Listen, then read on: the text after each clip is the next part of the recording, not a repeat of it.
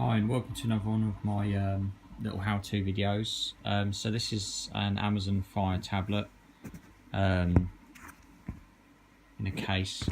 Not that that's important, but it is an Amazon Fire tablet. They come in different sizes and specs. Such this one is I think it's a Fire HD8, but they're all the same sort of thing. So if you've got one of these, you might have noticed that the battery doesn't last that long. They are good little tablets, but the batteries don't last that long. So there is an easy way to fix this. So find the settings, then you want to go to power, little battery icon, and there's a setting in here and it's called automatic smart suspend, and it says automatically turn off wireless connectivity when you're not using your Fire. Now if you've got that turned off, the wireless is on all the time. It just drains the battery so much. So turn that on and that will save your battery.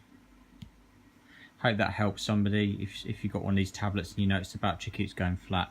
If you turn that on, it's still going flat and you've used it a lot, the battery might be on its way out. But I think we've got a couple of these tablets and this setting works on this one and it works on my one, so it definitely works. So give it a try.